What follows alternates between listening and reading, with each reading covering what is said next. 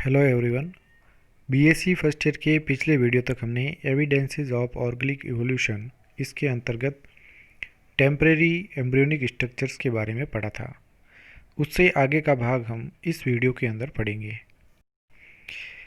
तो embryological evidences या evidence from embryology के अंतर्गत नेक्स्ट जो प्रमाण आता है यह है रिकैपिचुलेशन थ्योरी, या इसे कहते हैं बायोजेनेटिक लॉ, यानी पुनरावर्ती जो सिद्धांत है, और या इसे बायोजेनेटिक नियम कहते हैं। इन 1828 में von Baer, the father of modern embryology, proposed Baer's law. तो जो वॉन बेयर थे, जिसे आधुनिक भ्रूण विज्ञान का पिता कहा जाता है, उन्होंने बेयर का नियम दिया था, which stated that during embryonic development. तो उन्होंने कहा कि भ्रूणीय विकास के दौरान द जनरलाइज्ड फीचर्स, यानी जो सामान्य लक्षण होते हैं, सामान्य लक्षण जैसे मस्तिष्क है, स्पाइनल कॉर्ड है, अक्षीय कंकाल है, या इनमें धमनी चापें हैं, are common to all vertebrates. तो जो जनरलाइज्ड फीचर्स होते हैं ये जो सभी में कॉमन होते हैं, appear earlier than the special feature. तो ये जनरल फीचर जो होते हैं, सामान्य लक्षण, ये अधिक पहले जो है प्रकट हो जाते हैं या अधिक पहले दिखाई देते हैं, प्रारंभ में ही ये दिखाई देना शुरू हो जाते हैं। और जो इनके विशेष लक्षण होते हैं, जैसे मैमल्स के अंदर हेयर है, बर्ड्स के अंदर फीदर्स हैं, लिम्स है जो इनके अंदर टेट्रापोड्स में पाए जाते हैं, तो ये सभी जो स्पेशल फीचर्स होते हैं उनसे पहले ही इनके सामान्य लक्षण पहले दिखते हैं। उसके बाद में जो है वो इनके स्पेशल फीचर्स दिखाई देते हैं, which distinguish the various members of the group. और जो इनके स्पेशल फीचर्स होते हैं उनके कारण ही ये अलग अलग स्पष्ट रूप से पता चलता है कि यह किस ग्रुप का जो है वो सदस्य है। Later on this law was modified as the biogenetic law, और इसके बाद में इसे रूपांतरित करके बायोजेनेटिक लॉ बनाया गया। ये दिया था अर्नस्ट हैकल ने 1866 के अंदर। Haeckel's biogenetic law states that ontogeny repeats phylogeny. तो हैकल का जो ये बायोजेनेटिक नियम था, इसके अनुसार उन्होंने ये कहा कि ऑन्टोजेनी रिपीट्स फाइलोजेनी। तो ऑन्टोजेनी क्या होती है? Ontogeny is the life history of an organism. तो ऑन्टोजेनी का मतलब है कि किसी जंतु की लाइफ हिस्ट्री या उसका जीवन इतिहास है। और फाइलोजेनी जो है ये होता है इवोल्यूशनरी हिस्ट्री, यानी उद्विकासीय इतिहास, ऑफ द रेस, यानी उस प्रजाति का उद्विकासीय इतिहास, ऑफ दैट ऑर्गेनिज्म, और उस ये जंतु का जो है वो हिस्ट्री होती है उसकी इवोल्यूशन की। यानी कि जो इनकी फाइलोजेनी है, यानी इनकी जो इवोल्यूशनरी हिस्ट्री है, ये उनकी ऑन्टोजेनी को रिपीट करती है। तो ऑन्टोजेनी रिपीट्स फाइलोजेनी, तो फाइलोजेनी को ये रिपीट करते हैं लाइफ हिस्ट्री के दौरान। यानी सभी जो इनके पूर्वजों के कैरेक्टर्स होते हैं वो सब उनके भ्रूणीय अवस्था के दौरान परिवर्तन में सब में एक दिखाई देते हैं अलग अलग रूप में। In other words, an organism repeats it's ancestral history during its development. तो सीधे शब्दों में ये कह सकते हैं कि किसी जीव के अंदर उनकी जो पूर्वज इतिहास होता है, यानी उनके पूर्वज कौन थे, उनका पूर्वज का इतिहास जो है वो पुनरावर्त होता है उसके डेवलपमेंट या परिवर्तन के दौरान। तो इसलिए इसे पुनरावर्ती सिद्धांत जो है वो कहा जाता है, बायोजेनेटिक लॉ। तो एग्जाम्पल या उदाहरण की बात करते हैं इसकी। In the development of the frog, a fish like tailed larva यानी टेडपोल इज फॉर्म। तो फ्रॉग के अंदर डेवलपमेंट या परिवर्तन के दौरान फिश के समान या मछली के समान इनमें एक लार्वा अवस्था आती है जिसे टेडपोल कहते हैं। तो ये अवस्था इनके अंदर बनती है, विच स्विम्स विद द टेल, और ये पूंछ के साथ में तैरती है स्वतंत्र रूप से लार्वा अवस्था, एंड रेस्पायर्स बाय गिल्स, और मछलियों के समान ही इनमें रेस्पिरेशन या श्वसन की क्रिया गिल्स यानी क्लोम के द्वारा होती है। तो ये जो कैरेक्टर है इनके मेंढक के टेडपोल लार्वा में, तो ये प्रदर्शित करता है कि इनमें फिशेज के कैरेक्टर जो है वो उपस्थित है। This indicates that frog has been evolve from a fish like ancestor. तो इससे ये पता चलता है कि जो मेंढक है या फ्रॉग है, इनका उद्विकास जो है वो मछली के समान किसी पूर्वज से ही हुआ था, क्योंकि इनकी जो लार्वल अवस्थाएं हैं उनमें गिल्स होते हैं और पूंछ भी होती है, और ये स्वतंत्र रूप से तैरते भी है जैसे मछलियाँ तैरती है जल के अंदर। तो इससे पता चलता है कि इनका विकास जो है मछली के समान एंसेस्टर से हुआ था। नेक्स्ट आता है इसमें टेडपोल लार्वा ऑफ हर्डमानिया। तो हर्डमानिया का जो टेडपोल लार्वा है, ये हर्डमानिया जो है यूरोकॉर्डेट्स में आता है, यानी कशेरुकी प्राणियों में आते हैं। सोज कैरेक्टर ऑफ कॉर्डेट्स। तो हर्डमानिया का जो टेडपोल लार्वा है ये कॉर्डेट्स के कैरेक्टर प्रदर्शित करता है, जैसे कि इनमें नोटोकॉर्ड होता है लार्वा के अंदर, और इसके अंदर एक well developed dorsal placed central nervous system होता है, यानी सीएनएस इनके अंदर पाया जाता है, केंद्रीय तंत्रिका तंत्र, और उसके अंदर एक टेल भी प्रेजेंट होती है। तो ये मोस्टली जो कैरेक्टर है हर्डमानिया के टेडपोल लार्वा में, ये कॉर्डेट्स के कैरेक्टर प्रदर्शित करते हैं।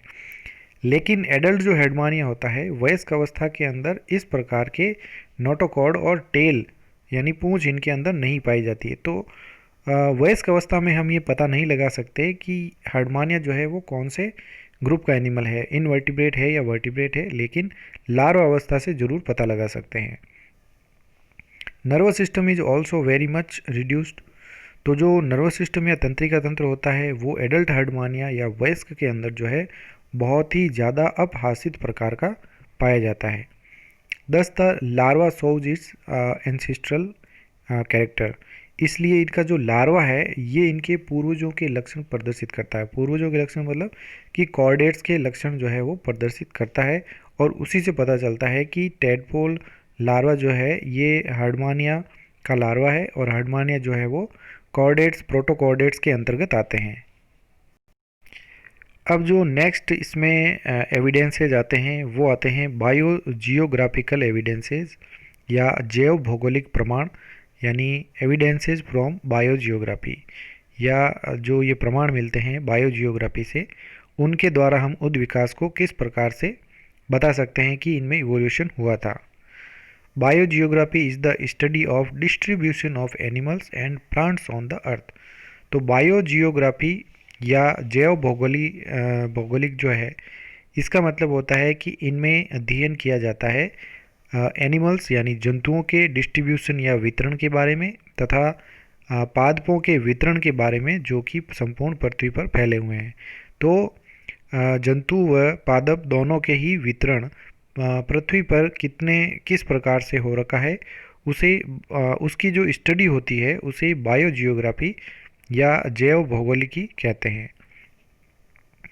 The evidences of evolution based on biogeography are called biogeographical evidence. तो ऐसे प्रमाण जो कि इवोल्यूशन या उद्विकास के प्राप्त होते हैं और ये आधारित होते हैं जैव भौगोलिकी पर, उन्हें बायोजियोग्राफिकल एविडेंसेस कहते हैं। तो ग्रीक वर्ड है बायोज का मतलब होता है लाइफ या जीवन, जियो का मतलब अर्थ, और ग्राफी का मतलब होता है टू राइट या लेखन करना। तो अर्थ के ऊपर जो लाइफ है उसका लेखन करना, ये बायोजियोग्राफी कहलाती है। It is believed that around the carboniferous period about 345 million years ago और स्लाइटली अर्लियर, तो ऐसा माना जाता है कि कार्बेनिफेरस जो काल था या कार्बेनिफेरस समय जो था पीरियड, आज से लगभग 345 मिलियन साल पहले का समय कार्बेनिफेरस समय था, या उससे पहले यानी थोड़ा सा उससे पहले। All the present day continents were in the form of a single big land mass called Pangaea. तो ऐसा माना जाता है कि आज से लगभग 345 मिलियन साल पहले कार्बेनिफेरस काल के अंदर या उससे पहले हो सकता है, आज के समय में जितने भी कॉन्टिनेंट्स या महाद्वीप हैं ये सभी एक बड़े लैंड मास यानी भूमि के टुकड़े के रूप में उपस्थित है। यानी संपूर्ण जो पृथ्वी पर जो महाद्वीप बंटे हुए हैं आज के समय में, वो सभी महाद्वीप लगभग एक ही स्थान पर थे, यानी आपस में सब जुड़े हुए थे, जिसे पैंजिया कहा जाता था। पैंजिया का मतलब होता है ऑल अर्थ, यानी संपूर्ण पृथ्वी।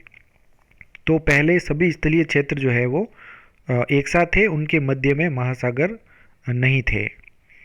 Letter on due to various geological changes, लेकिन इसके बाद में अनेक जो भौगोलिक क्षेत्र में जो परिवर्तन आए उनके कारण huge land masses broke of and drifted apart from one another. तो बड़े जो भूमि के टुकड़े थे ये एक दूसरे से अलग हुए, और ड्रिफ्टेड अपार्ट यानी ये दोनों जो टुकड़े हुए थे वो अलग अलग बह के आगे की ओर खिसक गए और एक दूसरे से ये अलग हो गए थे संपूर्णतया। As these land masses moved away, और इसी प्रकार से ये जितने भी भूमि के टुकड़े बने वो एक दूसरे से अलग हो गए, और अब इन्हें कॉन्टिनेंट्स यानी महाद्वीप कहा जाता है। They got separated from each other by the seas, और ये जितने भी महाद्वीप हैं वो एक दूसरे से पृथक हो गए और उनके मध्य में समुद्र जो है वो आ गए थे। The seas acts as barriers, तो जो समुद्र है वो एक बाधा के रूप में कार्य करते हैं। And prevented free movements of organisms among continents, और इस बैरियर के कारण यानी महाद्वीपों के बीच में समुद्र होने के कारण जो इनका स्वतंत्र गति होती थी एक स्थान पर, यानी कि संपूर्ण जो स्थलीय भाग था वो टुकड़ों में बंट गया, और समुद्रों के कारण जो है एक स्थान से दूसरे स्थान पर यानी एक महाद्वीप के जो जंतु होते हैं वो दूसरे महाद्वीप पर जो है वो नहीं जा सकते हैं। तो इसलिए ये एक प्रकार का बैरियर या बाधा का कार्य करते हैं। As these continents had different environmental condition, तो इस प्रकार से हमें पता है कि ये जितने भी कॉन्टिनेंट्स या महाद्वीप है इन सब पर अलग अलग प्रकार के एनवायरमेंटल कंडीशन या पर्यावरणीय परिस्थितियाँ उपस्थित है। So plants and animals evolved there were of different varieties, और इस प्रकार से जो एनिमल या जंतु और दूसरे जो प्लांट हैं उनका जो विकास हुआ था वो अलग अलग वैरायटी के होते हैं। यानी कि एक महाद्वीप पर पाए जाने वाले जो पादप और जंतु होते हैं वो दूसरे किसी महाद्वीप पर पाए जाने वाले पादप और जंतुओं से पूर्णतया डिफरेंट होते हैं, यानी अलग अलग प्रकार के फौना और फ्लोरा जो है वो पाए जाते हैं, क्योंकि दोनों महाद्वीपों के ऊपर ही अलग अलग प्रकार का पर्यावरणीय वातावरण होता है, इसलिए इनमें ये विभिन्नताएं देखने को मिलती है। तो इस डायग्राम की मदद से हम ये समझ सकते हैं कि पृथ्वी के ऊपर जो स्थलीय भाग है वो किस प्रकार से बना था अलग अलग महाद्वीपों के रूप में। तो सबसे पहले महाद्वीप जो पैलियोजोइक काल में थे वहाँ पर ये स्थल का केवल एक ही टुकड़ा था, यानी सभी महाद्वीप एक स्थान पर उपस्थित थे और ये एक दूसरे से पृथक नहीं थे। तो इस स्थान को पैंजिया कहा जाता है। उसके बाद में जो है ये धीरे धीरे दो भागों में विभाजित हुआ, और ये दो भाग धीरे धीरे अलग होते गए, और इनमें ये जो विस्थापन है वो होता गया, जिसे महाद्वीपीय विस्थापन कहा जाता है, या इसे कहते हैं कॉन्टिनेंटल ड्रिफ्ट। तो कॉन्टिनेंटल ड्रिफ्ट के कारण जो है अलग अलग महाद्वीपों का निर्माण हुआ, और वर्तमान स्थिति में आज पृथ्वी पर ये इस प्रकार अलग अलग महाद्वीप जो है वो स्वतंत्र दिखाई देते हैं। सबके मध्य में समुद्र जो है वो पाए जाते हैं, बहुत ही विशालकाय। तो इस प्रकार से अलग अलग होते हैं। तो ये अलग होने की जो रेट है वो आज भी इन महाद्वीपों के बीच में चल रही है, और प्रेजेंट टाइम में इनकी जो रेट है लगभग 2 सेंटीमीटर प्रति वर्ष जो है महाद्वीप एक दूसरे से दूर होते जाते हैं। तो इनमें जो एक साल में 2 सेंटीमीटर ये खिसक जाते हैं। तो ये पृथ्वी की जो इनकी जियोग्राफिकल चेंजेज आते हैं उसके कारण ये विस्थापन होता है।